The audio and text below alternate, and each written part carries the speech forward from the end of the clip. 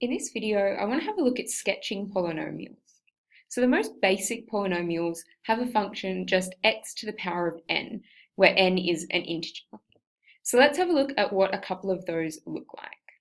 So if we jump over to GeoGebra, we can have a look, and at the moment we've just got the function x to the power of 1. So this n is our power.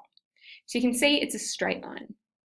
If we increase it to 2, we've got that parabola that we're familiar with. 3 is a cubic, and we've got to the power of 4, to the power of 5, 6, 7, 8, 9, and 10, and we could keep going. But hopefully what you can see there is a pattern between what those functions look like. Every time that our power is an odd number, we have our function coming up to the top right corner and down to the bottom left. So that's 1, 3 still coming up towards the top right and down to the bottom left. Then 5 does the same thing, 7 again, and 9 as well. And it would keep going for any odd power. So it's going to come up to the right and down to the bottom. All right, then if we have a look at our even numbers, so 2, you can see that both of those endpoints are increasing. So they're going up towards infinity. So that's 2, 4, 6, 8, and 10. So they all have that same pattern. Now, if we were to change that, instead of x to the power of n, let's make that minus x to the power of n and see how that changes it. So it's flipped it round. So what that means is now our odd powers are going to be going up to the left and down to the right instead. And our even powers, both those endpoints are going towards negative infinity instead of positive infinity now. And that rule will hold for all of our powers. So that rule will actually work for any polynomial, not just our most basic ones. So to determine the basic shape of our polynomial, we're going to look at the leading coefficient. If that leading coefficient is odd and it's positive, so a positive leading coefficient, positive leading term with an odd power, then our graph is going to look like this at the end point. So it's going to go up to the right and down to the left. Now, if that leading term has a negative coefficient, but it still has an odd power, then our polynomial is going to go up to the left and down to the right instead. Now, it might do different things. It might squiggle around in the middles, but the end points are always going to go those directions. Now, if our leading term has an even power and a positive coefficient, then our polynomial is going to go towards infinity on both sides, so up to the left and up to the right. If it's got a negative leading coefficient, then it's going to go towards negative infinity as well. And again, it might squiggle around in the middles, but the end points will be the same. The next thing we want to be able to determine is where our function crosses the x-axis. So we want to find its roots or its zeros. So to do that, if our polynomial isn't factorized already, that's our first step. So we must factorize our polynomial. Once it's factorized, we can determine what sort of roots or what sort of zeros that polynomial has. So for example, if we had a polynomial, and once it was factorized, it looked like x plus 2, x minus 1 squared, x plus 3 cubed. It doesn't really matter, but we've got 3 different brackets. This one was there twice, so we've got a squared, and this one was there 3 times, so we've got a cubed up there. In this example, we're going to have 3 different types of roots. This one here, because it's the only x plus 2 bracket, it's only got a power of 1, we would have a single root at x equals minus 2. So what that looks like is, that's our x-axis, it's just going to be cutting straight through that axis. So it might be going in the positive direction, it might have a negative gradient, but it'll just cut straight through. Our next one here, because that has a squared on it, that means it's going to be a double root. So we're going to have a double root at x equals 1. Now what that looks like, if that's our x-axis again, is it's going to touch the x-axis and bounce back the way it came. So it's just going to touch it and then bounce back. So it might look something like one of those. That will also work if we had an even power. So if that was a 4 or a 6 or an 8, it's going to look very similar. And the last one, this one here, that's a triple root. So because of that 3 there, so we would have a triple root at x equals minus 3. And that's going to look similar to our single roots because it's an odd number, but it's just going to have a little bit of a curve to it, like a cubic would. So it might look something like those. And that will work for any other odd functions as well. Again, they'd just be a bit flatter. So once we factorize, we can determine what our different roots are going to look like. One other thing that's relatively easy to find, to calculate, is the y-intercept. So the y-intercept is just one extra point that we can check we're graphing our polynomial correctly. To find the y-intercept, we're going to set x equal to 0 in our polynomial and solve that. Draw a sketch that shows the general shape of our polynomial. So it's given it to us in factorized form, which means that we know that there's a root at x equals 1, at x equals minus 3, and x equals minus 5.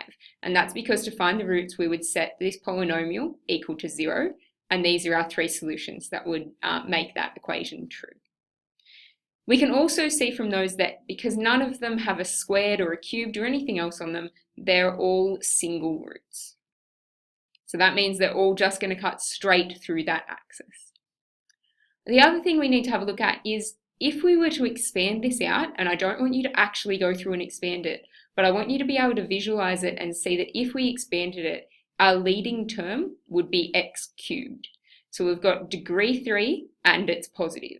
So if we draw it, now you should always be using a ruler and using your grid book for these, but I can't on this thing. Right, so there's our axes. Now we know it's x cubed and it's positive, which means its endpoints are going to be going up this way and down this way. They might not be exactly on the angle that I've drawn them, but it's just giving us an idea so we know where it's going. We also know that we have roots at 1, minus 3, and minus 5. Let's draw 1, minus 3, and minus 5. So already you can tell that it's not going to be over here, it's going to be like over here somewhere instead. And we do know that there's single roots as well, which means we're going to start from up here, we're going to come down, we're going to cut through that line because it's a single root, then come back up and cut through at minus 3 and cut through again at minus 5. So let's go through and draw that. It's cutting through there, cutting through this one, and coming back and cutting through that one as well. So now I can get rid of my little guides and we can draw in some arrows. Let's have a look at what it would actually look like if we used a graphing program to draw that one. So if we use GeoGebra to sketch that, you can see that it comes down through minus 1, up through minus 3, and down through minus 5. The thing we didn't find was that minus 15, so we probably should have done that. Let's go back and have a look at how we could have found that. So if we wanted to find that y-intercept, we would have set set x equal to 0. So if we do that, we're finding p of 0. Substituting 0 into here, we would have ended up with minus 1 times 3 times 5. So 3 times 5 is 15, times it by minus 1 would give us minus 15. So that's telling us that our y-intercept is at minus 15. So my sketch clearly isn't to scale, but that's okay because it's just a sketch showing the general shape. Our next question gives us the polynomial x outside of x minus 2 squared outside of x plus 1 cubed and asks us to again sketch that polynomial. So first off, we can tell if we set this equal to 0, we'd have 0 outside of x equals, x outside of x minus 2 squared, x plus 1 cubed. So we can tell that our roots are at x equals 0 and there's no power on that, so that's a single root. We've also got a root at x equals 2, and because of that squared, that's a double root. And this last one, we've got a root at x equals minus 1, and because of that cubed, it's going to be a triple root. All right, so that's helping us know where it cuts through the axes. The next bit we need to do is figure out the degree of our polynomial and whether that leading coefficient is positive or negative. So we need to look at our x's. If we were to expand out this bracket here, we would end up with an x cubed term as our highest power.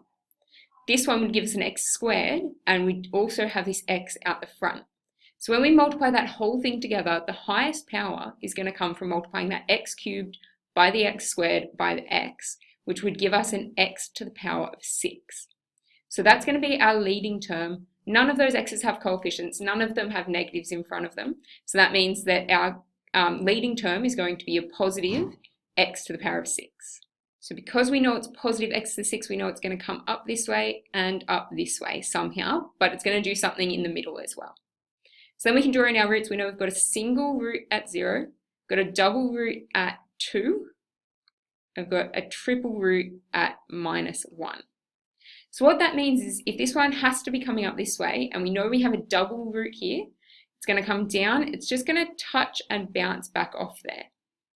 So it's going to come down here, get rid of this, it's going to come down, oops, down here, touch it, bounce back up. We know that at 0 it's a single root, so then it's going to come, has to cut through here, so it's just going to cut straight through there. And this one's a triple root, which means it's going to be a bit of a wiggle that it does going through there. So it sort of flattens itself out and then keeps going the same direction. Right. So again, it's pretty hard for me to draw on this thing, but you're trying to get it as smooth as possible, showing those points. From here as well, we can already tell that our y-intercept is just at 0. So let's compare that to an actual graph. So looking at it in GeoGebra, you can see that it comes down, it's got double root at 2, cuts through at 0, so it's got a single root, and then it's got this point of inflection, it's called, but we'll learn about that later. But it has that triple root at 1. I want to do one last example. So for this one here, we can see that our roots are going to be at x equals 0, x equals 3, and x equals 4. Our x equals 0 is going to be a single root. Our x equals 3 is going to be a triple root. And our x equals 4 is going to be another single root. Now to figure out the degree of our polynomial, we've got an x here, we're going to have an x cubed if that's multiplied out, and we'll have an x here as well. So altogether, that's going to give us an x to the power of 5. Now, we just need to be careful because this x is a negative x. So we'd have an x cubed times x would give us an x to the power of 4, but timesing it by that minus x would give us a minus x to the power of 5. So that's going to change the direction that our polynomial goes at the end points. So if we've got our axes, our polynomial, because it's odd, we're used to it sort of coming up here and down here, but because it's negative, it's going to come up this direction and down this way. Then we can see that it's single at 0. Then we've got one at 3, and we've got one at 4. We'll get rid of that and move it over here somewhere. The other thing we can look at is the y-intercept. So we're going to set x equal to 0.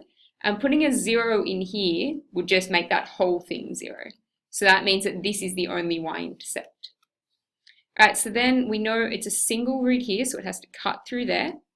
It's a triple root here, which means it's going to come up, flatten out, and keep going up. And I've got another single root here. So sketching that in, just get rid of that corner. It's going to come down here, up and twist through there. And then it's going to come down, down this way. Again, it's pretty hard for me to sketch in this thing. So let's compare that to an actual graph. Okay, so our graph isn't exactly the same, but it does have the same general shape, which is what we're after. So it comes through, it cuts through 0, comes back up through 3, and then back through 4. All right, so that's an introduction to looking at graphing polynomials.